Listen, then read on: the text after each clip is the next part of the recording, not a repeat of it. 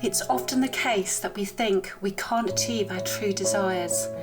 Faced with our ambitions, we find ourselves paralysed by a multitude of excuses that justify our inaction. Society tends to condition us to fear failure, feeding our hesitations. This fear of failure prevents us from trying and keeps us in our current state. We convince ourselves that our dreams are unattainable or not meant for us, depriving ourselves of the chance to fully realise what we wish for. We should push ourselves to go beyond, as it's never too late.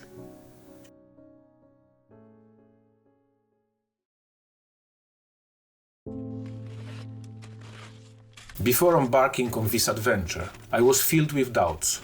I had been sick for 2 weeks, lacked sufficient training due to terrible weather, and had gained significant weight, partly due to the festivities.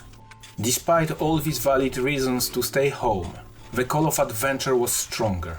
I wanted to go, even though I doubted the success of the expedition. Then, as soon as the weather improved, we set off. After an endless period of rain and wind, the desire to chase the sun was irresistible, especially with the weather forecast promising unbroken blue skies at Stellihorn. Filled with enthusiasm for a new adventure, I was reassured by Bob, who knew the area well. He promised a hike without major difficulties, a perfect escape to enjoy the mountain pleasures under a sunny sky.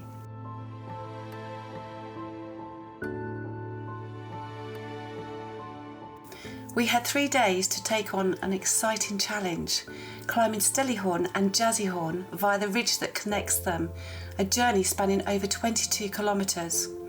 Our first day's plan was to set up camp at Stelli Pass, over 3,000 metres high, but we had to adjust this due to a delayed start. The next day, the ascent of Stellihorn awaited us,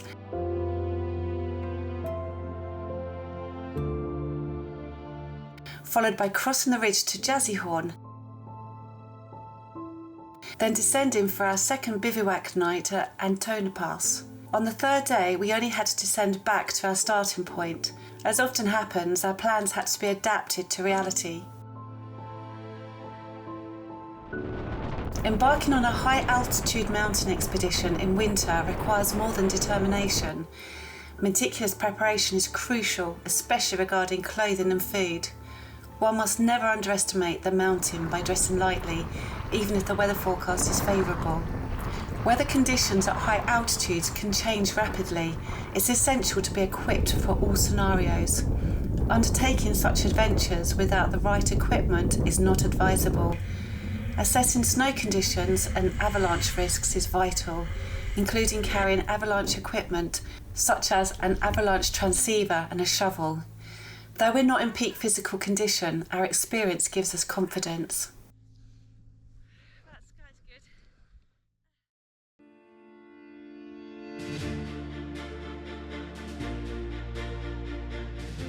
We arrived at Sas Almagel just before 11 a.m, 2 hours behind our schedule. With nightfall around 5 p.m, our initial goal of reaching Stelli Pass was now in jeopardy. Faced with a climb of 1,200 metres in elevation over just 5.5 hours, which meant more than 200 metres per hour, it was an ambitious pace, considering our heavy backpacks and less than ideal physical condition. We had to reconsider our strategy and find a different location for our bivouac. So how are you feeling, Bob? Feeling ready to go? I'm feeling fat. Aren't we all after Christmas? We ate far too much and drank far too much, so this can be really good for us. We left the parking area unhurriedly, comforted by the thought that we could bivouac wherever we wanted to, due to our complete equipment. In contrast to 2 years ago, the route to Matmark Dam was much busier, with skiers, snowshoers, hikers and cyclists, all noticing our large backpacks. We decided not to take shortcuts like last time to avoid sinking in steep snow. Unfortunately, after a few kilometers, my heel reminded me of a past mistake. I had forgotten to protect my feet. Despite belatedly applying bandages, blister had already formed. A sharp reminder that good habits are quickly forgotten. especially during the first winter outing. We covered just over 5 kilometres and nearly 300 metres in elevation to reach the dam in an hour and 45 minutes. Unlike last time, the lake isn't frozen, which softens the winter atmosphere of the area. The current favourable weather makes us optimistic. I'm going to stop up here and have a little sandwich, which would be nice. I don't know where we're going. Do you know where we're going? Oh, Yeah. so where did we go up? We go here, you see the ski footprint. Oh, we go up there. Then you go here, and after you turn left, and you pass there, and you go to the pass. So it's realistic pass tonight. Okay. It's not. And where's the mountain? But mountain is behind that one. Oh, okay. Okay, let's go. Let's go, let's go. This time, huh? No, I think it's very different to last time.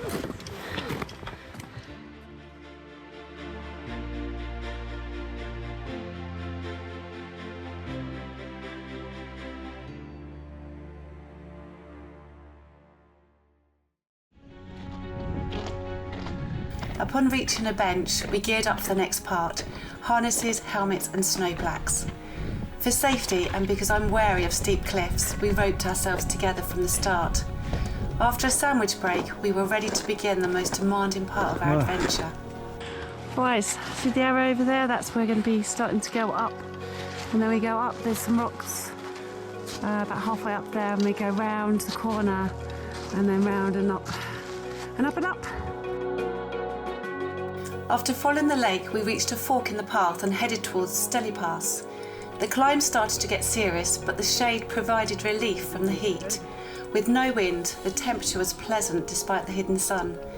The steep slope and intense effort slowed us down. And here you have a magnificent Birchhorn.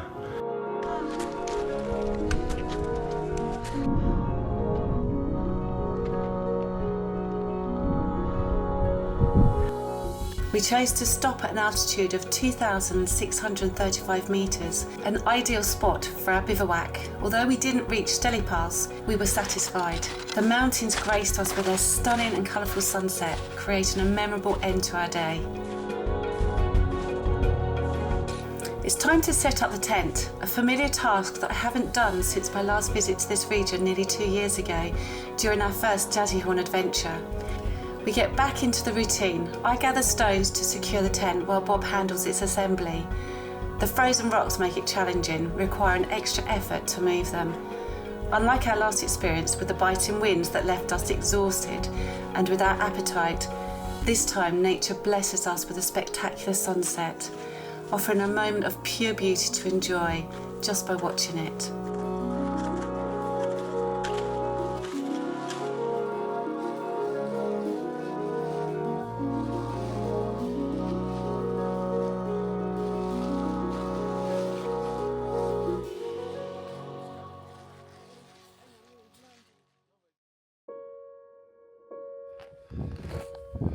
Our tent is now set up and functional.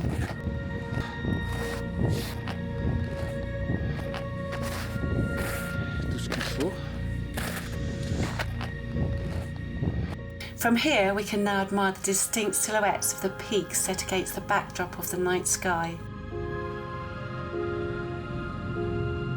So how it's going, Ka? Huh? How it's going? Slowly. What you do now? Oh, I'm trying to get in the other side. Okay. Yeah. So.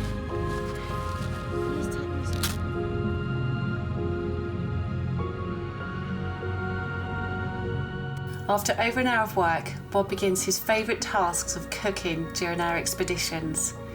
He starts by melting the snow to boil water, necessary for rehydrating our dehydrated food.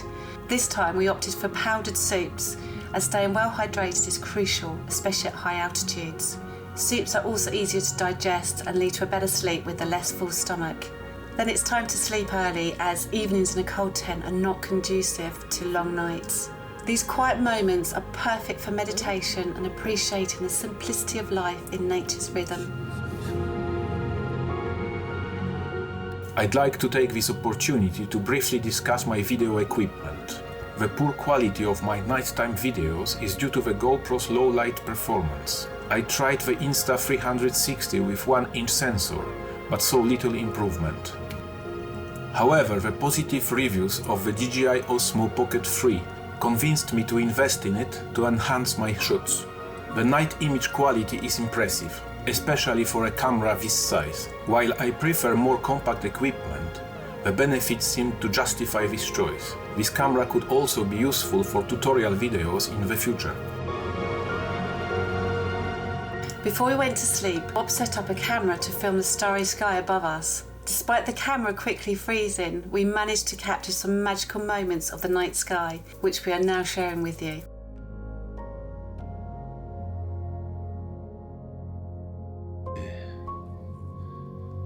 C'est magnifique, hein? Oh mon Dieu.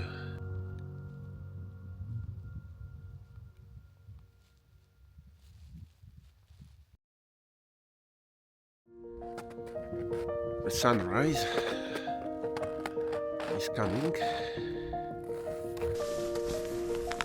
After a warm night, we woke up at dawn. Today the sky is slightly overcast, which is actually advantageous as it means less heat during our ascent. Car, your coffee. We start our morning routine, melting snow for coffee, preparing something to eat, and then breaking down the camp. Yeah, but more. I cannot keep it. Huh? Are you okay? Yeah, I look my best. It's always a big mess to pack back everything.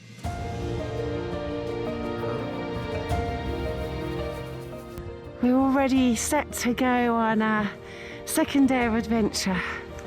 It's quite chilly at the moment because we're in the shade. But we had a good night last night, mostly. I just keep tossing and turning, but then I do that at home too. Voilà, we are leaving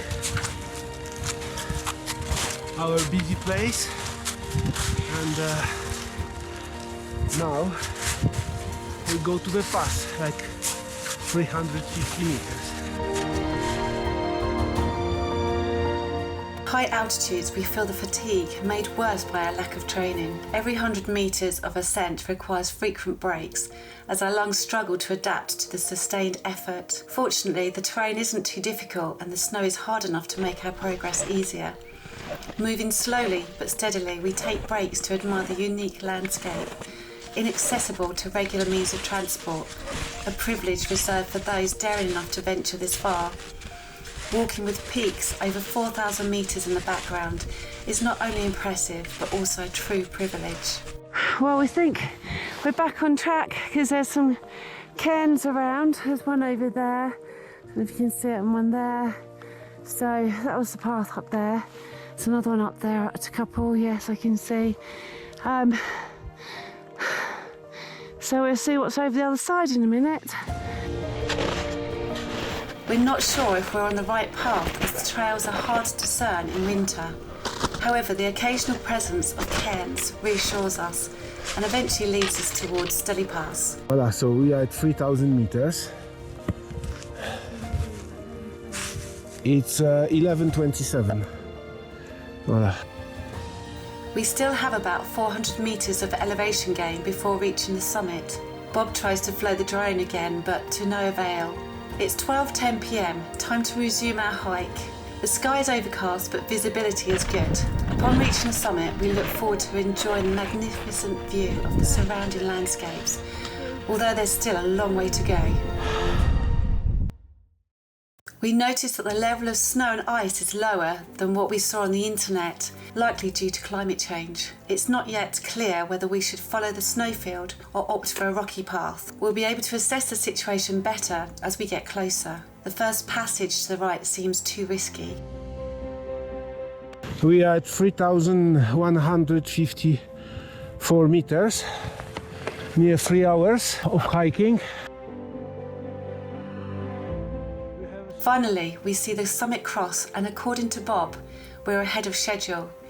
He decided to continue straight ahead on the snow, avoiding the unreliable rocks to the right.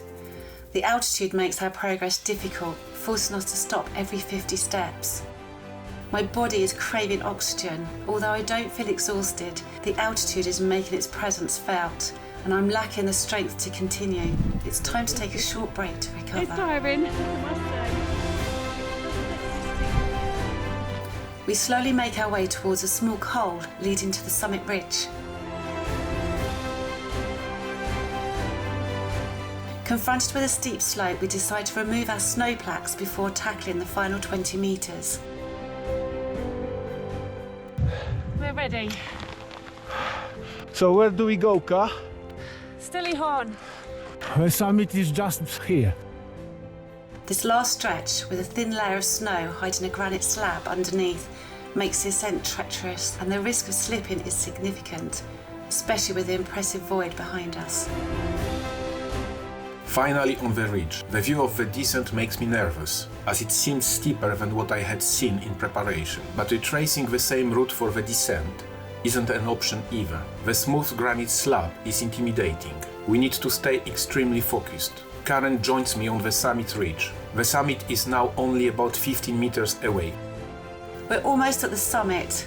Bob had said it would be easy, but in reality it was quite challenging. I'm happy to be here, but the thought of descending is scary for me. Luckily, I'm attached to Bob, and we'll just have to trust him.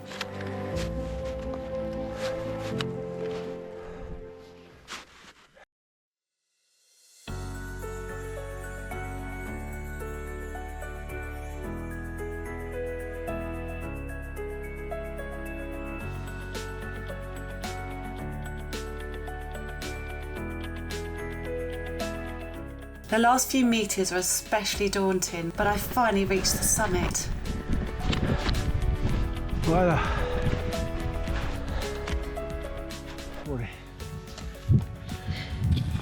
Voila, Karen is arriving to Jazzyhorn. Stillyhorn. No, to Stellyhorn. Alanko.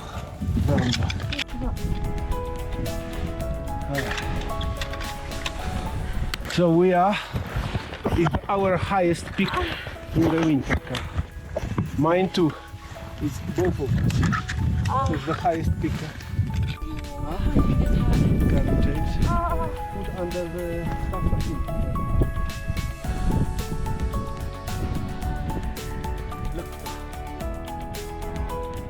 Unfortunately, my fingers are frozen, and I really must warm them up in order to continue. Luckily, there's no wind. We'll make the rope longer. Well, we did it, guys. Bravo. Are you cold? Are you cold? No, my fingers are coming back to life and it hurts. Well, it's the scariest for you, huh? Yes. We are on the summit with Kat. Turn. I don't like turning. Well, we're on the summit here. 3,200 something. Great. Yes. Yeah. And now, I made it up, nearly not. yeah, now we will go there. Okay? No. Yeah. Yeah. You can, I'm not. Great. 2 years ago, when we successfully climbed the Jazzyhorn, Karen told me she didn't want to attempt the Stellyhorn, thinking it was too difficult. In truth, I had hidden some details about our hiking route, mainly to avoid scaring her. However, I don't regret this decision, because in the end she rose to the challenge admirably. This proves that often we are capable of much more than we believe.